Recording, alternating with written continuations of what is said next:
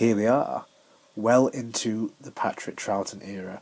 He's encountered faceless enemies, giant crabs, fish people, giant pepper pots, and a questionable Bond villain wannabe. Nothing in the world can stop me now! Seriously, what's it all about? Of course, if the Daleks were the main big bad of the Hartnell era, then the Cybermen were certainly the main baddies that viewers remembered from the Troughton era. Unless you were someone who thought that the idea of having shit robots with Brummie accents was the best thing since sliced bread. Reserve power for 27 more minutes, then we shall exhaust. Moving on swiftly, the main reason we're here today is to talk about one of the most famous Troughton stories, one of which I think is a great way to be introduced to the Second Doctor.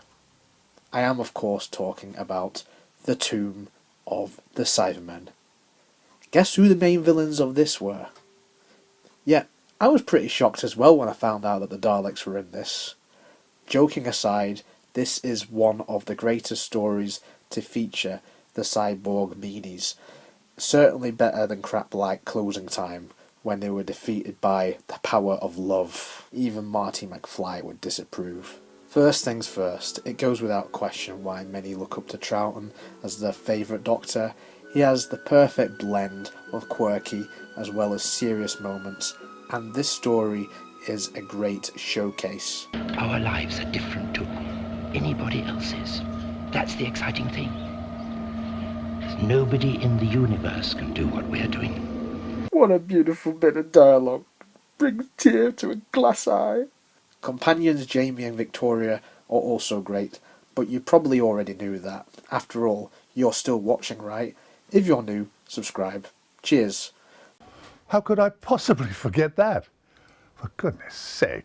You got the message, haven't you? Don't forget. For Victoria's second story, I found her likeable as a companion, even though I know that there are critics out there of this particular companion.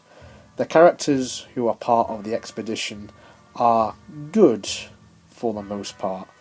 They're a little bit camp, if I'm honest with you.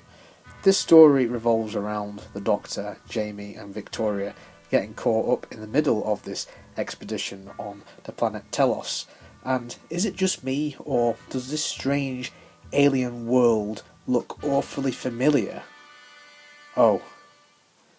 It's another fucking quarry. You're joking.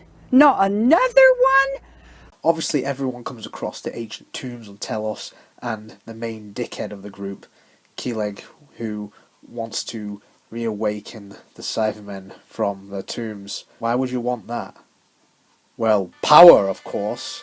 The Cybermen are seen by Clegg and the rest of the group as powerful beings, and to be honest, they aren't wrong. The Tomb of the Cybermen is one of the best depictions of these enemies. At the time, they looked like the ideal villain to replace the Daleks after they were rested in the previous story. This story is also notable for adding more to Cybermen lore. In the third story, we got the introduction of the Cybermats. Sweet. Then we got the introduction of the first ever cyber controller, and if you thought that Clegg was a dickhead, then this is a literal dickhead. Ignoring the phallic helmet, this guy really meant business. Do you understand me?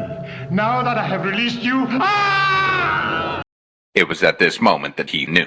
He fucked up. And I'm sure that kids would have shit themselves when they saw this cliffhanger back in 1967. You belong to us. You shall be like us. That line is the perfect summary of what the Cybermen are all about. And to be honest, this story, along with others like Earthshock, is a great way to introduce someone to the Cybermen of the classic series. It's filled with so many great moments, the obvious ones being the Second Doctor's speech to Victoria, or the Cybermen emerging from their tombs.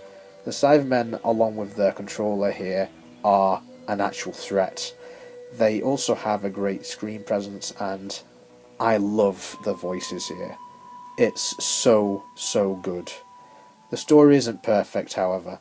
I never really warmed to Kaftan, not that I'm meant to, but I always found her like the odd one out from the expedition. She just never seemed to fit with the rest of the tone of the story. That's just my opinion, though. Then, of course, we have the racial stereotype with Toberman. This is where the story has become very dated, unfortunately. What I find annoying is that the evil of the Daleks had the same problem with Kemmel. Oh, and the Cybermen have wires on them. But we can sit here, sipping our wine from our glasses, tearing this story apart by going, oh, is that it? Forevermore. The Tomb of the Cybermen has problems, but so do other classics. There's the fucking giant clam in Genesis of the Daleks, and that stupid cave monster in the Caves of Androzani. Did they ruin those masterpieces, though? No. And neither does this. With the classic series, sometimes we have to remember that unfortunately these episodes of Doctor Who were a product of their time. What the Tomb of the Cybermen has, though, is a great atmosphere. It often comes to mind when I think about the black and white era of Doctor Who. As alluded to earlier, I'd certainly choose this over a lot of the more recent stories from the revival, because this is a great script by David Whittaker. It tells a story. It's not an over-convoluted clusterfuck like other Cybermen stories such as Silver Nemesis or even Ascension of the Cybermen. It has a memorable script, memorable locations, memorable characters, and ultimately still stands as one of the greatest Doctor Who stories ever made. Is it any wonder that Matt Smith fell in love with this programme after watching Patrick Troughton's performance in this adventure, which hits all the right notes for many Doctor Who fans, including me? Oh, I just found out that the Cybermen were just rubber suits all along. Oh well, it could get worse. We could end up with teddy bear looking monsters. Oh, come on.